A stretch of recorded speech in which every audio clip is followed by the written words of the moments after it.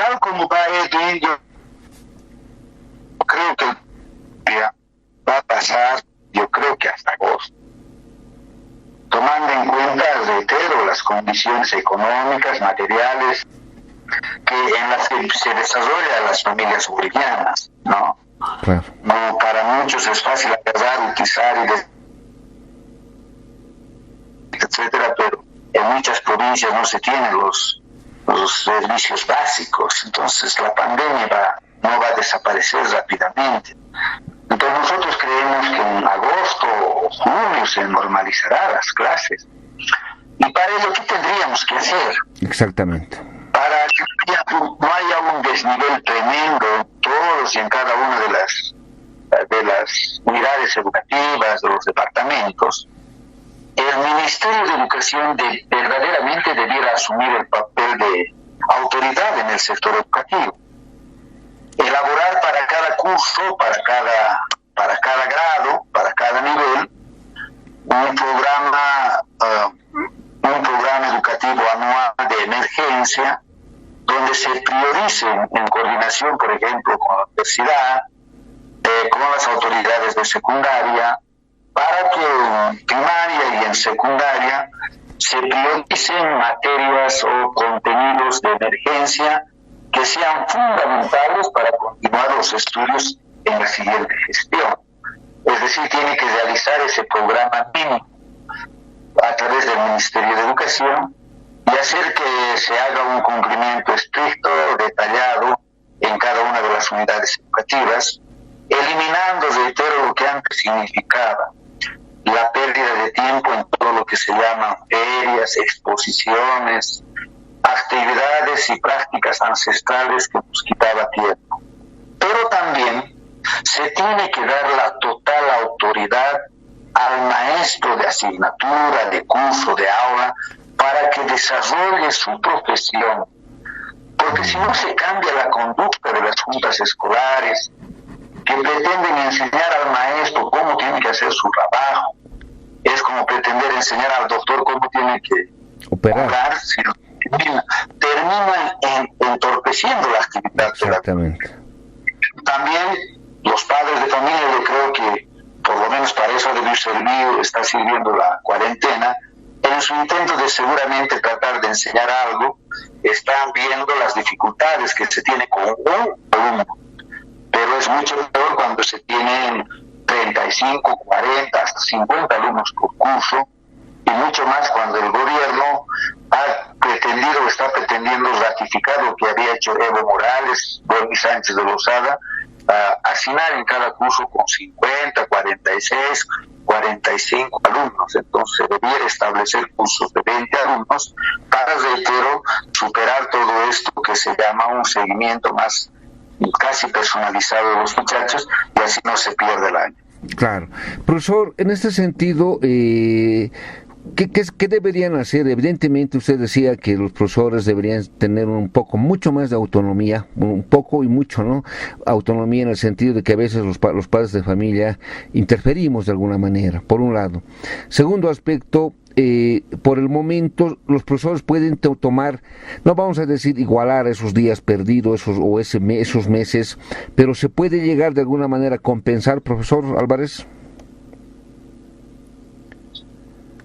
Mire, yo creo que si nosotros quisiéramos pasar clases, el mismo ambiente causa distracción en el estudiante. Lo mismo en los padres de familia, hay un ambiente ya festivo. Por eso la propuesta es, para avanzar y recuperar la cuestión colectiva, es hacer ese programa educativo de emergencia anual. Tome en cuenta todos estos aspectos y seguramente se podrá recuperar algo del tiempo que ha significado no pasar clases, pero no se va a poder recuperar en su totalidad. Yo reitero, yo estoy pensando que las clases se van a normalizar a partir de agosto. Claro. Porque no creo, reitero, mientras no se encuentre una vacuna, mientras no se distribuye esa vacuna que parece que ya lo están elaborando, ¿cierto? Va a pasar un buen tiempo. Y mucho más para que lleguen a los países atrasados como el nuestro, donde tremenda miseria, falta de trabajo, de ingresos para los trabajadores. Pero lo importante para mí, reitero, es que el ministerio ya debiera estar elaborando con los directores nacionales de cada nivel estos programas mínimos, para que ya los propios maestros, que una vez que difunda esos programas, empecemos a elaborar, aprovechar la propia cuarentena para los planes de avance de materia que se va a realizar una vez que empiece las clases. Ese sería el único camino. Lo cierto es que cuando el tiempo pasa ya no es posible retroceder. Exactamente. Profesora, un poco más de explicación en este tema de los directores del Ministerio de Educación. ¿Cómo debería ser el acercamiento para que se pueda trabajar conjuntamente con ustedes, los padres de familia, el estudiante? ¿Cuál debería ser ese acercamiento, profesor Álvarez? Primero, un plan de emergencia anual, ¿sí? Tenemos que ir con cada uno de los maestros de los diferentes niveles. Nivel inicial, con maestras de nivel primario, con maestras de nivel primario. Estos niveles se vea qué cosas se tiene que desarrollar con profundidad, ¿cierto? Ya. En nivel primario igual, pero en primario se tiene que elaborar ya lo fundamental de las 4 materias: lenguaje, donde entra lectoescritura, estudios sociales y ciencias, ¿cierto? Claro. Haciendo harto hincapié en primero y en segundo, porque son de capital importancia a la adquisición de la lectoescritura en estos cursos, ¿no? En primero se debiera profundizar todo lo que es la adquisición de la lectoescritura, en segundo profundizar todo lo que son las operaciones aritméticas, en tercero, cuarto y quinto y sexto de secundaria ya tomar en cuenta lo fundamental de las materias instrumentales que había indicado. Ya. Secundaria se debiera trabajar con los profesores de cada una de las asignaturas, ¿no? Maestros obviamente destacados, matemáticas, ciencias, física, química, lenguaje, etcétera, para que agarren lo fundamental y no se pierda el tiempo, reitero, en muchas actividades que a veces, por ser extracurriculares, etcétera, nos hacen perder tiempo y no profundizamos los contenidos. ¿Cuáles serían las materias, para mí, las materias troncales y fundamentales en primaria son las materias instrumentales: matemática, lenguaje, obviamente complementada con sociales y ciencias, ¿no? Claro. En secundaria son capitales: física, química, biología, matemáticas, ciencias sociales, ¿sí? También lengua extranjera y también artes plásticas, ¿no? Y son de capital importancia, como son religión, etcétera, pero que en cada una de estas materias se debiera tomar en cuenta fundamentalmente lo que está. Ya. Entonces se debiera trabajar con maestros de especialidad que tomen en cuenta estos, pero que lleven a los maestros con capacidad, que no nos vengan improvisando como han venido improvisando autoridades en el Ministerio de Educación, con personas que no sabían dónde están parados, que no conocen el reglamento del escalafón, que no conocen los contenidos, la currículum y la forma de evaluación. Eso, en vez de ayudarnos, va a terminar destrozando. Perjudica, ¿no? Creo que se debiera convocar a los maestros más meritorios de cada una de los departamentos, ¿sí? En las diferentes especialidades, para que las federaciones, sin tomar en cuenta el color político, lleguen a sus mejores profesionales. Ha llegado la hora de escoger a lo mejor que tenemos dentro del magisterio para que nos hagan este programa de emergencia. Y en ese sentido, profesor Álvarez, este programa de emergencia, que evidentemente es para que nuestros estudiantes se nivelen, ¿no? Usted mismo lo dijo, no al 100%, pero por lo menos se nivelen en lo que les sirva a futuro, tanto en la universidad o los otros cursos que van a subir inmediatamente. ¿Qué mecanismos deberían utilizar, profesor?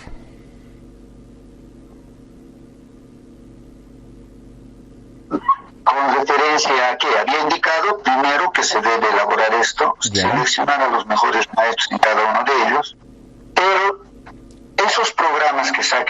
Ministerio de Educación deben ser estrictamente seguidos y hacer un seguimiento detallado por parte de los directores, ¿no? Que hagan un seguimiento detallado, riguroso, semanal, vayan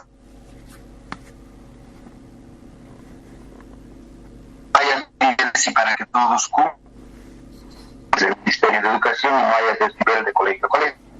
Es decir, el director ahora tiene que un guía pedagógico en todo el proceso de enseñanza-aprendizaje y dejar el papel que ha venido haciendo de capataz, de que solo se ocupaba de ver si o salían, sino hacer un verdadero seguimiento y evaluación del proceso pedagógico de por inicio una vez que se inician las clases. Lo mismo debieran hacer las autoridades distritales a través de sus técnicos, hacer una especie de seguimiento semanal para tener la información de cuánto se está avanzando cada semana en cada unidad educativa, para por lo menos obligar a que los maestros avancemos en la misma cantidad y en la misma proporción en todas las unidades educativas para cumplir esos contenidos mínimos que elabora el Ministerio de Educación. Y profesor Álvarez, ya en el tema hemos visto que, por ejemplo, los cursos virtuales de alguna manera tienen muchas falencias. Sería bueno, a ver, ya en el espacio también de las reflexiones, ¿no? Sería bueno que los padres de familia, ¿cómo pueden apoyar a sus hijos en la casa mientras dure lo que es la cuarentena?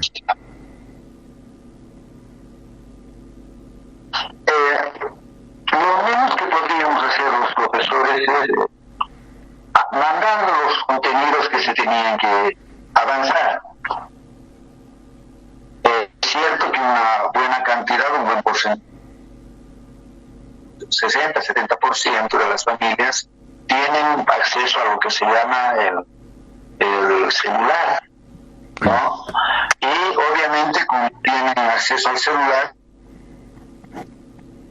formidables tutoriales que se avanzan en el sistema educativo.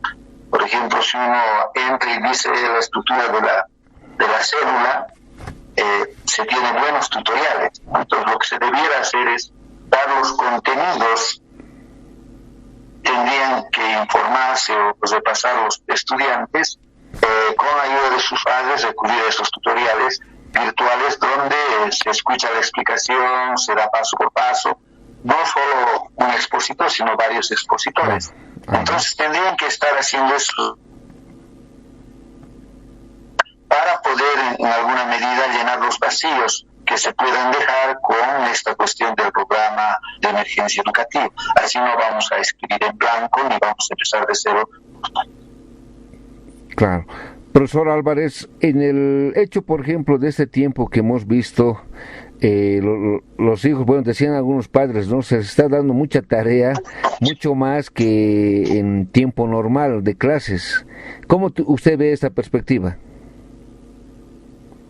Lo siento, Edwin, es que los padres de familia se ve que en esta cuestión de la cuarentena,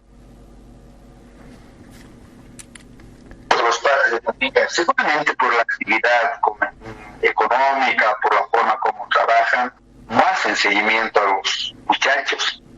Y cuando se les da unos 3, 4, 5 ejercicios y ellos tienen que estar viendo ahí porque no salen, inevitablemente creen que es mucho, ¿no? Pero además hay algo que nos han enseñado en la vida. La práctica le hace al maestro.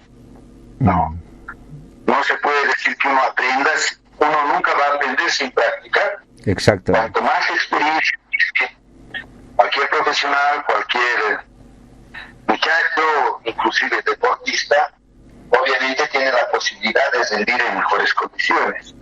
Claro que sería considerar que porque se han dado algunos tutoriales o algunas prácticas, sería un error que el maestro considere esos temas ya como temas por avanzados. Inevitablemente el maestro va a tener que hacer una retroalimentación, va a tener que volver a avanzar los temas. Seguramente los muchachos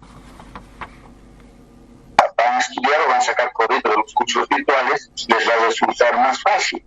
Pero los otros muchachos que no van a hacer eso, obviamente van a tener mayor dificultad. Pero pero sí o sí el maestro va a tener volver a avanzar los temas, etcétera, porque no se puede dar bajo ninguna circunstancia como temas por avanzar. Exactamente. Bueno, profesor, ya en el final de la entrevista, sus conclusiones y despedida, por favor.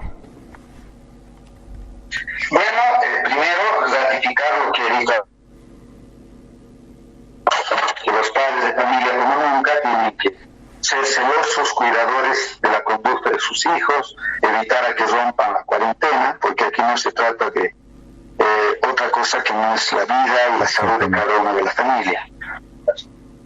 Segundo, también ratificar que digamos, no solo hay que decretar la cuarentena, el gobierno tiene que garantizar que aquellas familias que no tienen ingresos fijos, no tienen sueldos, tengan la posibilidad de acceder primero a los servicios básicos, no se les corte para nada el agua, la luz.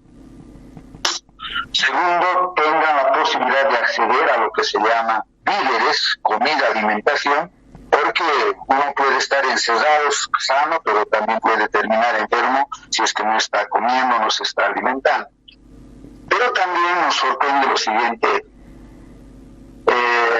El gobierno ha anunciado que se está haciendo una inyección importante, creo de $3,000 millones a los bancos para que haya actividad económica. Lamentablemente están usando los dineros que tenemos los trabajadores en estos ahorros. ¿Lo está haciendo por primera vez la Yáñez? No. Evo Morales con la ley 065 establecía que esos dineros que tenemos los trabajadores para nuestra jubilación tenían que ser destinados, uno, para que sean usados en actividades económicas, para que puedan ganar intereses, se entregue el 5% a los agroindustriales para que realicen actividades productivas, y también se compren bonos del Estado para garantizar un determinado interés que ganen nuestros ingresos, nuestros ahorros económicos. Lo cierto es que durante el gobierno de Evo Morales y también durante el gobierno de Sánchez de Lozada, la ley 1732 y 065 tienen el mismo objetivo. Pero eliminar la jubilación del trabajador y hacer que se ahorre cada trabajador sea entregado a la empresa privada, al Estado, para que realicen actividades productivas, y que si ganan, y si son buenas actividades, ganamos interés, y si son malas actividades, lamentablemente perdemos nuestro dinero. Eso ha venido ocurriendo desde la capitalización individual, y lamentamos que los dirigentes marxistas de la COP, los burócratas sindicales, mientras los maestros luchaban para que se modifique la ley de pensiones, ellos se convirtieron en cómplices de estas leyes que tienen el riesgo de dejarnos sin dinero para nuestra jubilación o directamente dejarnos sin jubilación alguna. Todo eso debemos ratificar una vez más, que en vez de utilizar los dineros de los trabajadores, el gobierno lo que debiera hacer es utilizar las reservas del Banco Central para garantizar actividad productiva, debiera nacionalizar todos los hospitales y clínicas privadas para que se puedan convertir en lugares de atención de salud, se debiera convertir en lugares de aislamientos, por ejemplo, el Museo de Orinoca, los coliseos que se han construido en lugares totalmente alejados, debieran ser centros de aislamiento y de atención a todos los que tienen la enfermedad de COVID, de coronavirus, y debieran ser equipados rápidamente con todo lo que se llama presupuesto del Estado. Gracias, profesor. Bueno, su despedida, profesor Álvarez. Muchísimas gracias, un abrazo para toda la audiencia tan amplia que tiene. Gracias, profesor Álvarez, muchas gracias. Vamos a estar en contacto entonces. Contraparte. Retornamos con su programa Contraparte, la revista. Estamos en nuestra segunda entrevista. Vamos a dar la bienvenida al doctor Julio César Iraola Aguirre. Él es cientista en educación, tiene una maestría en desarrollo económico y doctorado en historia de la educación y educación comparada. Doctor Iraola, muy buenas tardes. Muy buenas tardes, qué gusto escucharlos. Gracias, doctor. Bueno, doctor, estamos justamente viendo el tema de lo que es el sistema educativo en Bolivia y los desafíos que trae la pandemia del coronavirus. Sabemos muy bien desde que se dio la cuarentena, incluso mucho más antes también se llegó a cerrar lo que son las clases normales, tanto en la universidad como en colegio. Y usted que es un entendido en el área de educación, ¿cuál sería su criterio general con respecto a lo que está pasando, doctor? Es innegable que esta pandemia está afectando a nivel mundial y en el caso concreto de nuestro país, en primer lugar, digamos, con los decretos supremos que han ido saliendo, han restringido de hecho lo que es los cursos como tal, el desarrollo de clases, y esto evidentemente está generando, por un lado, rezago en lo que puedan ser los cursos, las universidades, colegios, etcétera, ¿no? Entonces, va a implicar una reprogramación de todo el año académico como tal, ¿no? Claro. Y en esa reprogramación, doctor, ¿qué se puede comentar con respecto, por ejemplo, a lo que se estaba dando?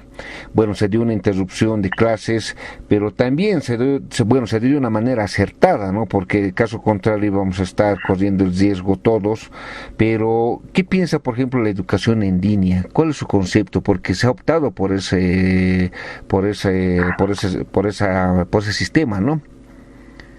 Exacto. A ver, lo que pasa es que creo que en Bolivia no estamos haciendo educación virtual. Yeah. Yo te diría que de las 15.000 o 18.000 unidades educativas que tenemos, de las más de 75 universidades y alrededor de 400 institutos, son pocos los que están haciendo realmente una educación virtual, porque esto implica el uso de determinadas plataformas y obviamente con un sentido claramente pedagógico que te permitan elegir determinados recursos como para poder llegar de una manera más didáctica a los estudiantes.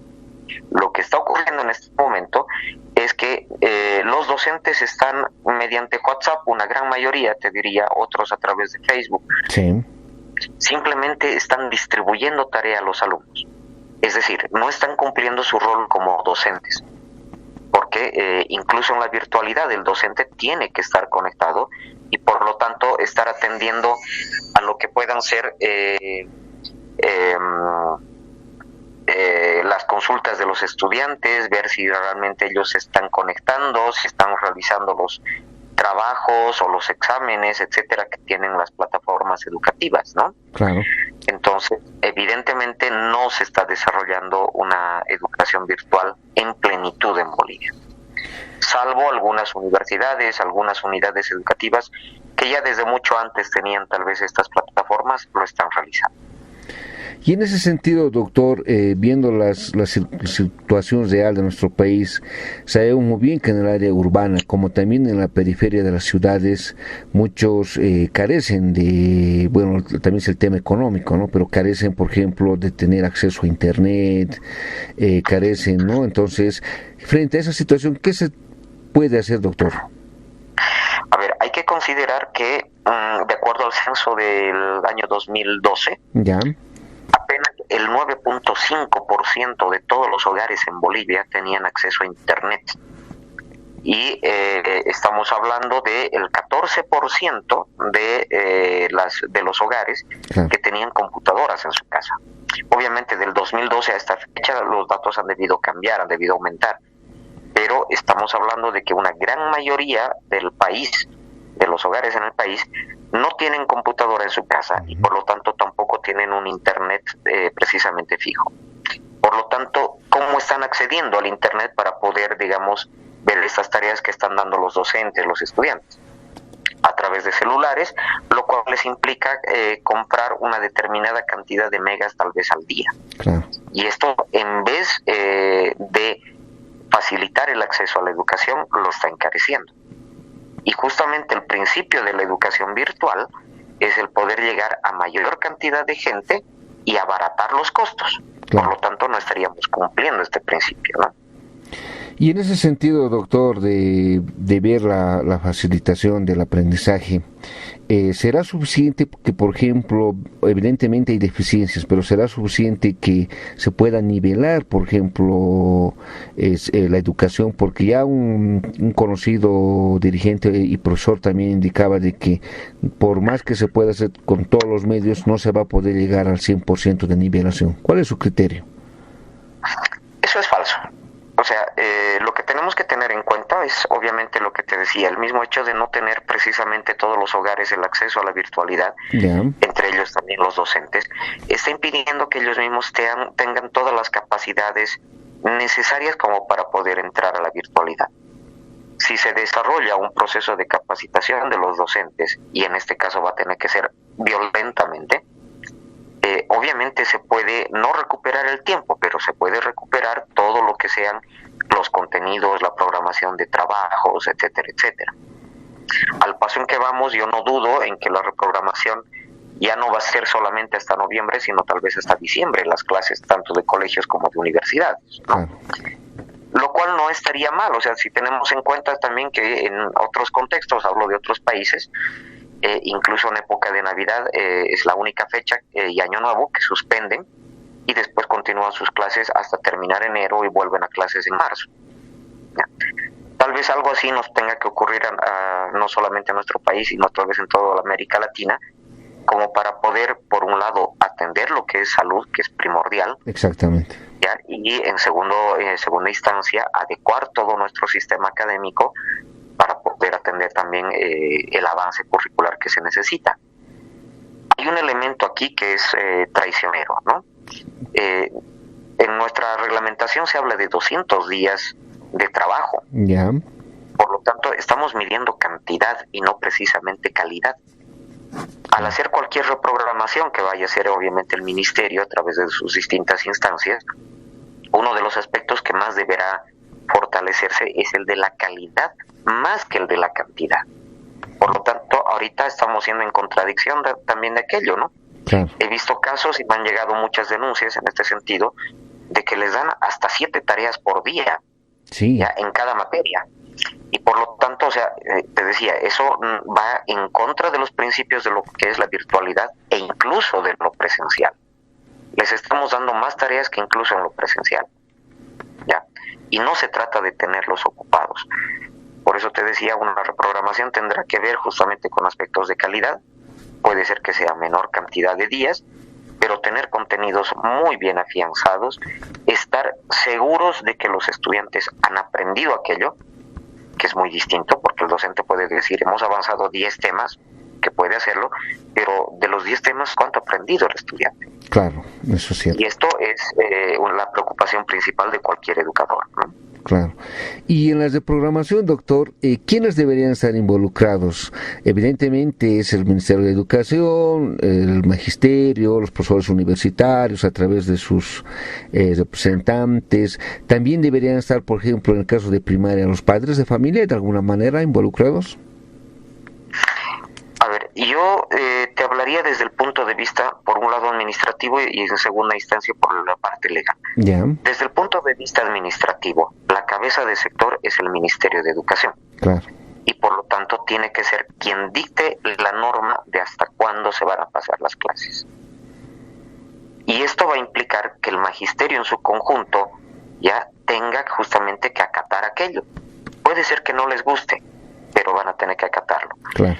En segunda instancia tenemos las universidades, que obviamente hay la diversidad entre las universidades públicas, que son autónomas, y las privadas, ¿no? Las privadas van a tener que ajustarse a lo que diga también el Ministerio de Educación, mientras que las públicas, en su autonomía, seguramente van a hacer algún acercamiento, digamos, en este sentido, hacia la regla general que vaya a colocar el Ministerio de Educación, pero tal vez ellos puedan alargarlo un poco más o recortarlo un poco menos, pero andar por ahí, ¿no? Los padres de familia, en muchos casos yo te diría también son demasiado cómodos, ¿no? Especialmente cuando tienen niños muy pequeños, prefieren enviarlos a la unidad educativa y poco más de abandonarlos. En algunos casos que ocurre aquello, y mientras menos días de clases también se pase, para ellos es mejor. Y en este caso, esta reprogramación educativa que se vaya a hacer, obviamente va a implicar al estudiante, va a implicar a los padres de familia, va a implicar a los docentes,